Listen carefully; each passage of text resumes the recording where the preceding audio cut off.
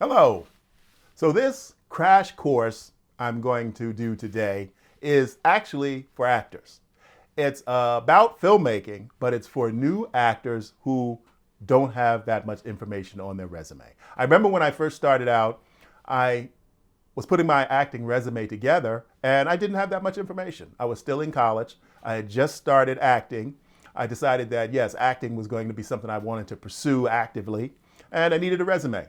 I headshot and resume. We won't talk that much about headshots right now, but I needed a professional headshot and I needed a resume that shows that I had some experience, as limited as my experience was at that time. Most of the things I had done were in college, independent short videos, on stage stuff. So I tried to make everything that I had done look as professional as possible, but I didn't really have that much to do. I didn't really have that much to build on my resume. So that's why I'm doing this video for all of you out there who are thinking, yeah, you know what? I've always wanted to give acting a try. It's something that I wanted to do since I was in high school, since I was little, and life just got in the way. I know there's a lot of people out there saying that right now, and it's not too late. Give yourself this opportunity. We have a limited amount of time in our lives. It seems like when you're young, I remember when I was 14, 15, 13, I thought I was going to live forever. I thought I was immortal. I never really thought about time as far as, oh, I need to do this, I need to do that. And I'm always amazed at young people who move forward in their lives and make those decisions early and start working towards a goal. I am impressed by that. And I wish that that was something that I had done. But I never really thought about what I wanted to do with my life after high school. The only thing, unfortunately, because I wasn't from a family who was in to education that much, and that was a downside. You know, that was a downside of my life. Nowadays, most people talk to their children before they get out of middle school, before they sometimes even enter middle school, and start getting them ready for what are you going to do with your life? What do you want to do? What do you want to be when you grow up? You know, I can't even remember my parents asking me that.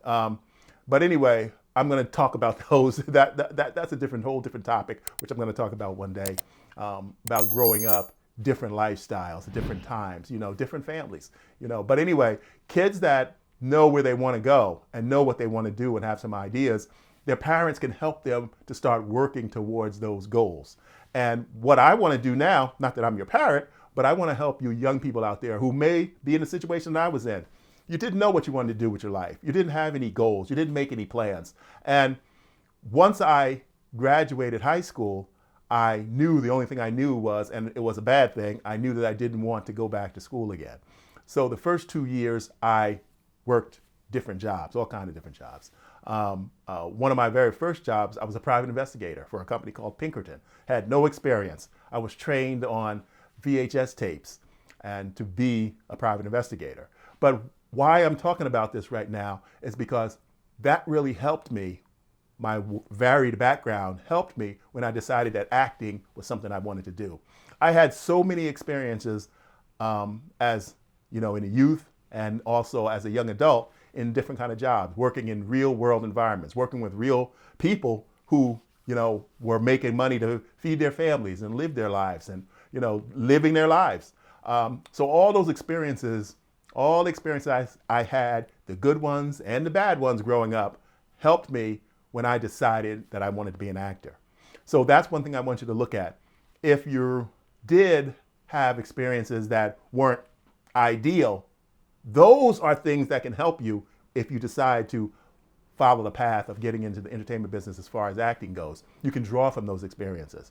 I will do some videos in the future about pulling on those, drawing on those real life experiences and using it in your acting. But now I want to get back to why it's important and the crash course in filmmaking for actors. You're going to wear multiple hats as an actor, especially when you're working on a non-union project, a low-budget project. I have my list here. Let's refer to it. Be ready to assist beyond acting. They may ask you to hold the lights. They may ask you to get coffee. They may even ask you to set marks. You have to be ready to be a team player when you're working on small productions, student productions, independent films, independent skits or scenes. You want to go there and learn as much as possible, because that puts you as a more valuable actor when you can do multiple things. Even when you decide to possibly, which I always recommend, do your own productions, you will have experience. You'll have experience potentially setting up lights. You'll have experience doing sound, holding the boom pole. You'll have experience wardrobe. You'll have experience maybe doing makeup. So when you go to a small set with non-union actors, non-union production, you get to learn a lot. And you want to take that information and you want to keep that as a resource to help in your acting.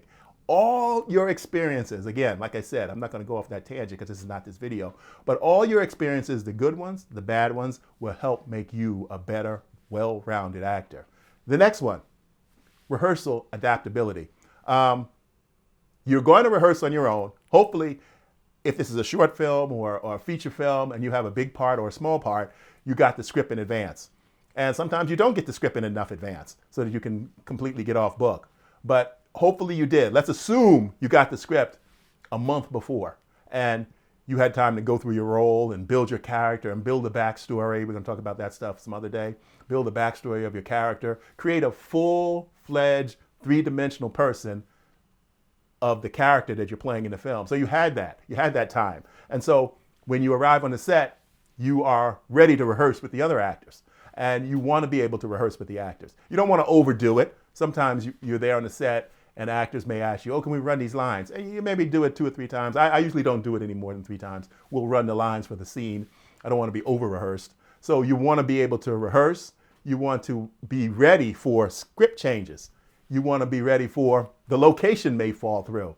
You want to be ready for a scene needs to be rewritten because someone didn't show up or something's not the way it was supposed to be in the script as far as the location goes or the props that are available. So you want to be adaptable. You want to be flexible. You don't want to freak out because it's not exactly the way it was in the script, because a lot of times it's going to change. Things are going to get moved around. Sometimes you may have to rewrite the scene right on the spot. The director may ask you, okay, how would you say that in your own words? Think about that. Think about that beforehand. How would I say these lines in my own words? You know, so you need to be adaptable. You need to be ready to change. You need to be open to change. You may have prepared the role one way, and when you get on the set, the director has another vision for the character that he didn't tell you about. And you don't, you know, unless it's something that's inappropriate, obviously. Now I'm talking to women and men. If it's something inappropriate that they didn't write in the script, I don't like that. You don't have to do things that you're not comfortable with. Be prepared to stand up for yourself if necessary. That's part of being adaptable. Sometimes people may come up with weird ideas and they just think of them at the last moment and they want you to do it. You know, we're going to do this scene in the nude. You know, so be prepared, be adaptable, and be ready to stand up for yourself if necessary. Don't be bullied into doing things that you don't want to do, that later down the road you're going to be sad that you were involved in those things. I just was watching a video that I didn't know about on YouTube about 2 known actors that I both liked, and they had did some kind of inappropriate, I didn't see the whole video. I never saw the whole video. So something inappropriate about child molestation. It's not funny. There were 2 comedians and they did a skit that they thought it would be something to make people aware of who you leave your kids with. And a lot of the stuff and a lot of the content in the video turned out to be disturbing, and people complained and people didn't like it. And even I think the actors said the stuff was inappropriate for the kids, how young they were. So, you know, you don't do stuff that you're not comfortable with. Stand up for yourself. If you have to leave, pack your stuff up and leave. Especially when you're working on non-union, even on union.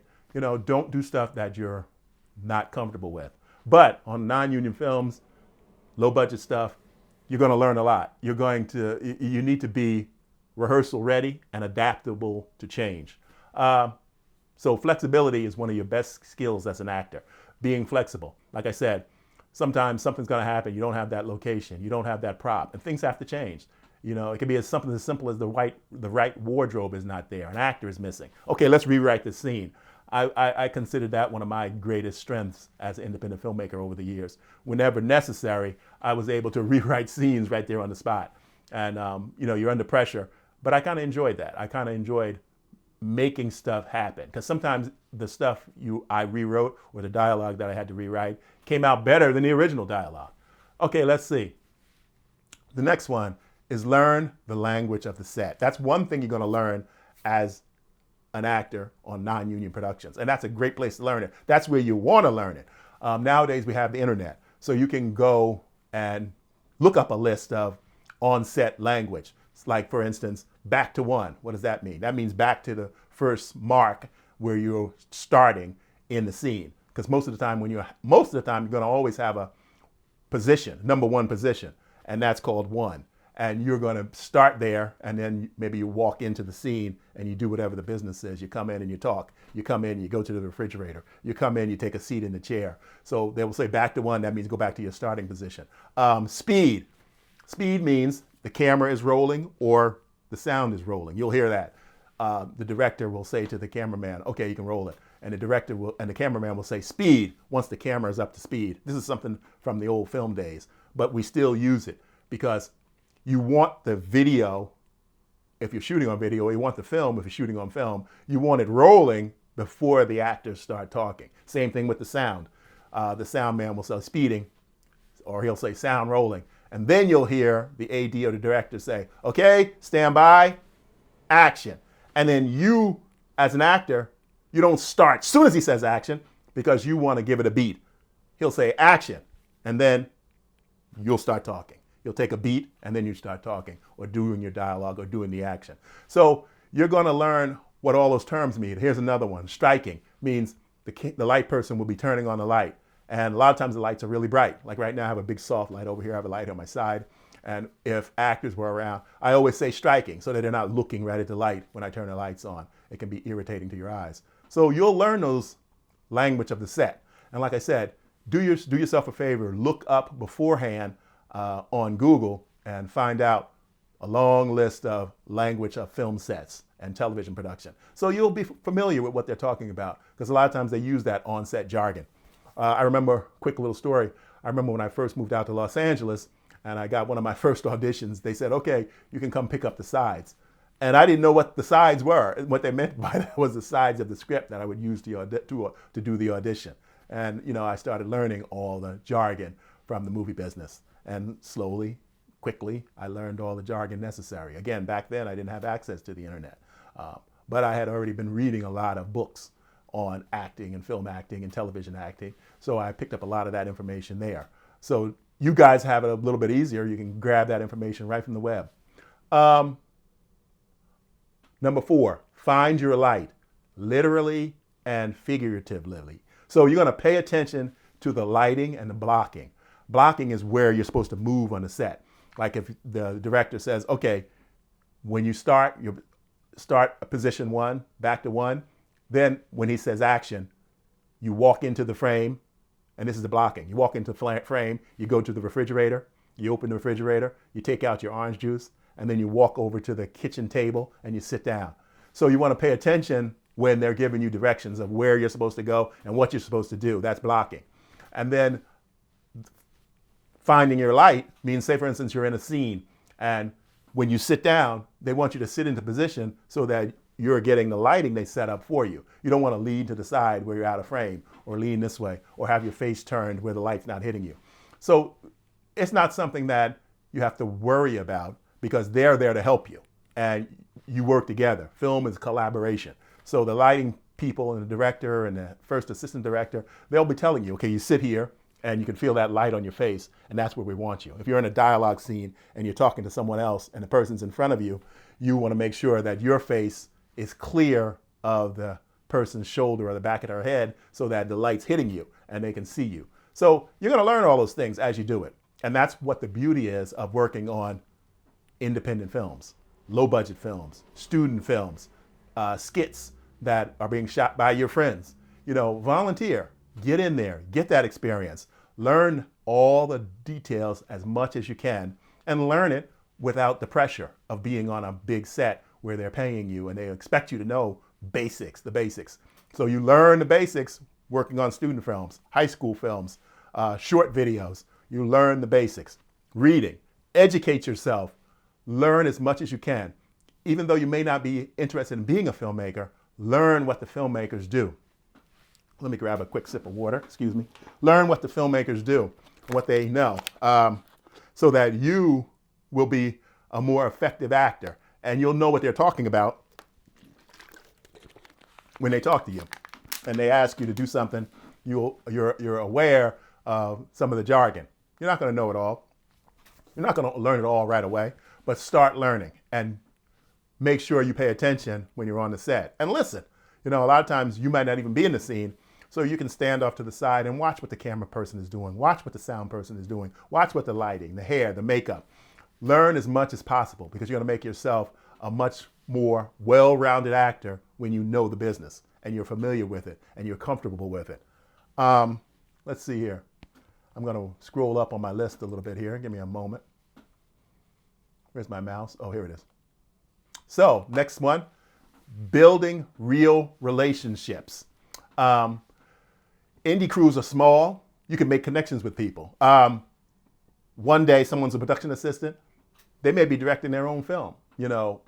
Be friendly.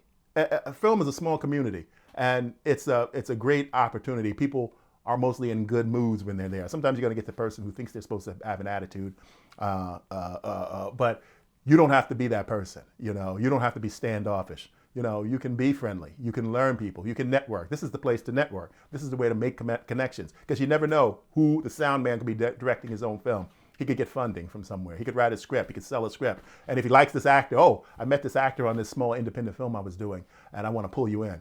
One time I was directing a music video, and a friend of a friend, stopped by on the set to see it. And he so happened to be a producer, a music video producer, a film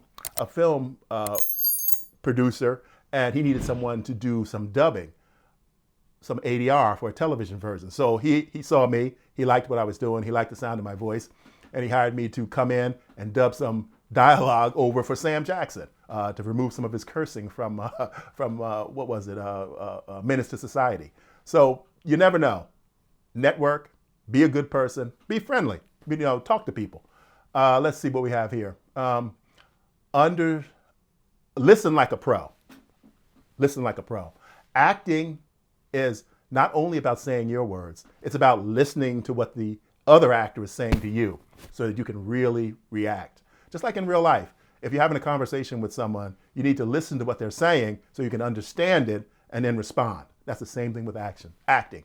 Don't just wait to deliver your line. You're not listening to them, because we can see that. The camera sees everything. So you need to learn to listen. And on independent films, small films, videos, like I said, independent productions you shoot with your friends, that's where you learn those skills. That's something you can practice in the rehearsals. That's something you can practice with family and friends. Actively listening. You can look that up online too, about actively listening. You want to learn that kind of stuff. Understand your frame. Learn how you're being shot. Is this a wide shot, a medium shot, or a close-up? That changes your reactions, your movements, and this is something you'll learn over time. And this is something that you can learn by shooting projects on your own. Even setting up a camera on a tripod and shooting a wide shot of yourself doing a scene. You'll learn what I can do on a close-up, what I can do in a wide shot, what I can do in a medium shot, what I can do in a close-up. Again, being on an independent film set, being in the scene, acting with other actors, that's where you're going to learn this information that you need to know so that you'll be a more well-rounded actor. You'll have that experience you need to move forward. Let's see. Make the most of every take. Sometimes you'll maybe only get 2 chances. Sometimes you may get 1 chance. A lot of projects, I'm a character actor myself. I work on a lot of union projects. And sometimes I get 1 or 2 takes, if I'm lucky, of my medium shot or my close-up. So you need to do every shot seriously and do the best performance. Don't overdo it, but do your best performance, staying in character on every shot. Act like every shot is the main shot, because you don't know what the editor is going to use, what the director is going to want to use. So every shot is important. Do your best on every shot. Don't overdo it. And if they tell you we're on extreme close-ups, and sometimes they may tell you, do everything exactly the same except don't move, because we're on extreme close-up. So that means they may be just on your face. but they want you to have those same feelings, those same internal emotions. They want you to deliver that performance that you did on the wide shot, but just stay still because they want to be able to get it in the frame. You know, they may just use a little bit of it where they cut to your eyes like this. So you may be acting, you may be standing still like I am right now. I'm looking into the camera. I'm telling the person, look, I understand what you're saying, and I want you to be ready to deliver when I get there. So you got to have everything ready for me. So I keep still, but in a wide shot, I can move a little bit more. You know, I have that latitude to be a little bit more free. So the medium, the close-up, you need to learn that. That's where you learn it, working on independent films. That's where you learn it, working on students' films. That's where you learn it by volunteering and getting your friends together and shooting some content that you guys are going to do on your own. That's where you learn these skills. Stay ready, not just waiting. Shooting independent films is sometimes a run and gun situation. What that means is you may be shooting without permits. You may be shooting outside on the street without permits. So you need to be ready. You need to have your lines in mind, keep your character alive. Sometimes you may sit around for a long time and you may not be ready to shoot, but they need you to get ready quick. So that's a skill you learn by doing small productions, by doing independent films. I remember what happened to me one time was I was on a film for, it was called The Other Wife. And it was a film for oh God, I can't remember the name anyway, but you can look it up online, The Other Wife. And I played a detective. So they gave me a call. It was a non-union film, so it was kind of independent, but it was a big production. And it was really, really a big production. I was loved to have the part. It was one of the lead roles. But anyway, they called me in and they gave me an early call time, probably around 9 a.m. in the morning. And unfortunately, I did not know that my call time was going to be so early. So I came in, I got there on time and, you know, got into wardrobe, makeup, hair, and they kept moving the schedule around. So I didn't end up shooting my scenes for that film until 2 o'clock in the morning. I was there all that time waiting around when they could have given me a later call time. But, you know, I'm not sure whether they knew or whether it was just bad scheduling or bad management. But anyway, I was there, I was ready to go. And finally, 2 o'clock in the morning, 2:30, they're ready to rush. Okay, rush, let's get this done. Let's get this scene done. And I'd been sitting around all day, and unfortunately what I did wrong was my mistake. I should have found a nice little spot in the house. It was a farmhouse out here in California. I should have found a nice little spot, sat down, took a little nap. I had my dialogue, I was off book, everything was great. I had some big monologues to deliver. So I'd eaten a nice big lunch, they had a great meal for us, and I just sat around shooting the breeze all day long with the actors. What I should have been doing was periodically rerunning my lines, taking my script and reading my lines and making sure that I was ready to go when they needed me. Because they didn't know when they were going to use me. I didn't know when they were going to use me, but I just did a mistake. I made a bad mistake, and I will never make that mistake again. I sat around talking and, you know, having a good time, having a big lunch, having dessert, and then by 2:30, almost 3 o'clock in the morning, everybody's tired and they want to run and gun and shoot and do my scenes and get them out of the way. And I had a little problem doing my big monologues. And it was kind of embarrassing. I knew it, but I had been sitting around all day, got tired, should have rested, and I had big breaks in my monologue. And the director was getting frustrated with me, yelling out the lines, my cues from behind the camera. But ultimately, I got through it because basically I did know it, big monologues, and I got them out. And once it was edited together, it was flawless. It's still one of my favorite scenes I use on my demo reel. But I'm telling this story because I don't want you to make the same mistake that I made. When you're waiting around, make sure you're ready and you're not just waiting. You know, if you're taking a break, you can't constantly work on your lines the whole time. That's not what I'm saying. Maybe every hour you take your lines out and you run through them. You refresh yourself, you refresh your memory because you don't know when they're going to call you. They don't even know when they're going to call you. And that was something now, a bad mistake I made, which I will never make again. I'm going to be prepared. You know, I was prepared. I was off book, but I let my guard down and I relaxed too much on the set. And by the time they were ready for me, by then I wasn't ready. You know, I was tired. My memory was failing, but I was able to get through it. And again, the scene turned out well, but that's the thing. You want to stay ready. You don't want to just sit around and wait and shoot the breeze with the other actors.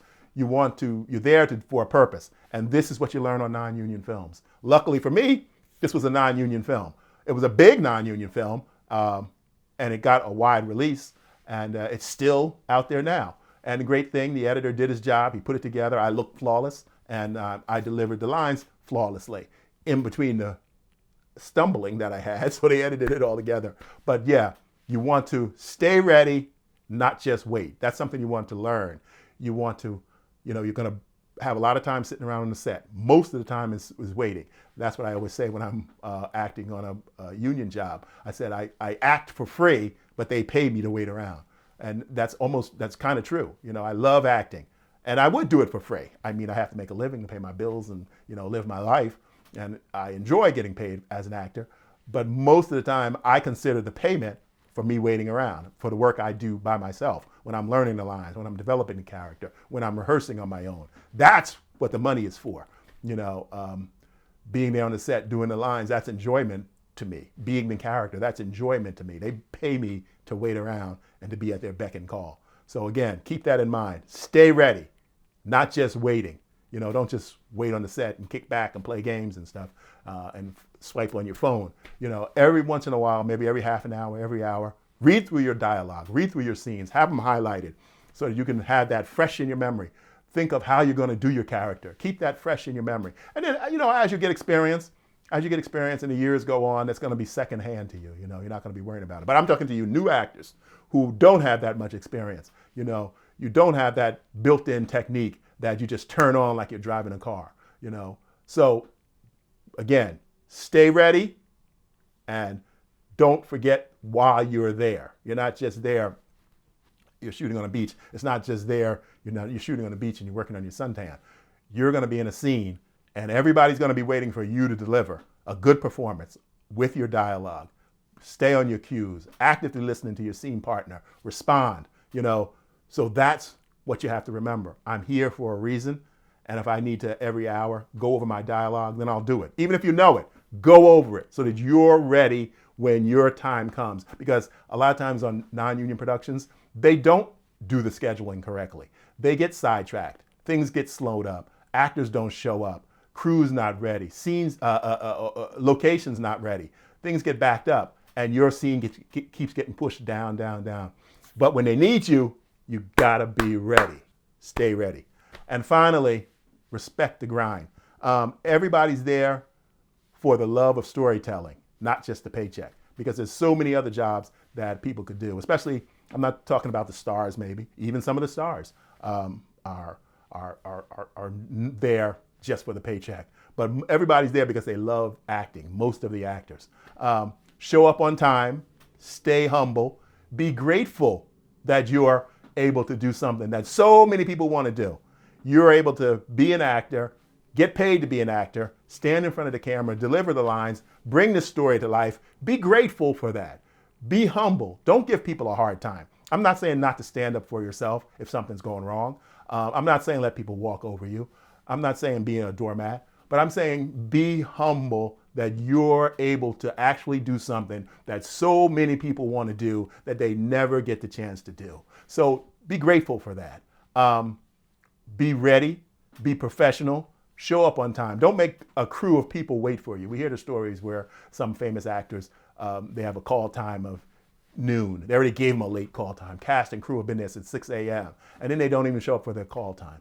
Once you've heard a lot of stories about actors in series that sometimes just blow off the whole day because they want to go out and drink. They don't feel like coming into work today.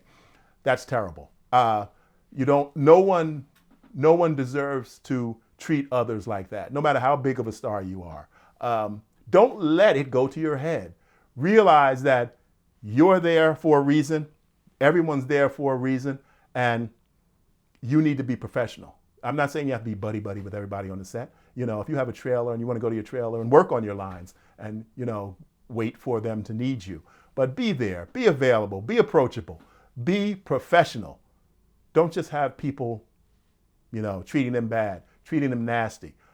I remember sometimes on the set when I'm there, a lot of times, and it surprises me too. It's sad because this is a business of entertainment. We're not saving people's lives. We're not fighting fires. We're not fighting criminals. We're not operating. We're not building homes and putting electricity in the homes or building buildings and putting electricity in that's going to has to be safe and correct so people won't burn down and kill people, making homes earthquake safe. There are a lot of jobs that have a high responsibility and other people's lives are on the line.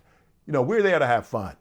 We're making entertainment. We're making, we're not doing anything. It's great, it's fun, it's interesting, but it's not really that important. No one's gonna die if you don't make this movie. No one's gonna die if you don't make this television show. But you have people behind the scenes who are doing all kinds of work, all kinds of supportive jobs to get this television show or this movie made.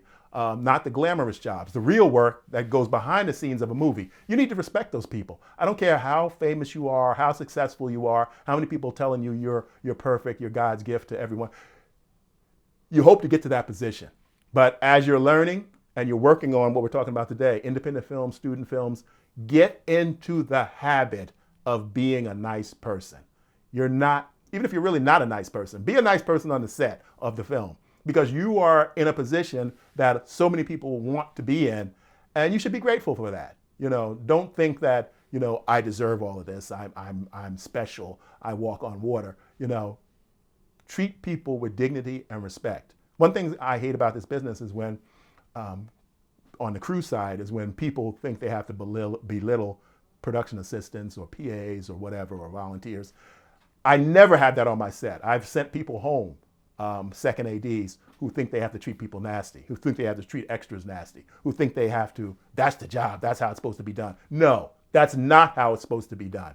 This is entertainment. We're creating content to entertain people, and we don't have to make the people working on the set miserable. And it's just not necessary. And whenever I'm in charge, it does not happen. It does not happen. If I hear about it and I verify it, that person is gone. There's another person going to step in and want to be an AD or want to be a production assistant. So that's just a little side note for me. And when I'm on big sets and I'm just an actor, I've had many times crew people, makeup people, wardrobe. Why are you so nice? Why are you so everybody? Why are you so happy? I am thankful for being able to do what I love to do, and I respect the other people who are helping me get my hair together, help me shave, help me get my wardrobe, make me look good. I respect those people, and I'm appreciative of it, and I show my appreciation. Thank you. I appreciate it with a smile. I realize how lucky I am to be in this business and being able to work in this business and to make money in this business and to use that money to take care of my family.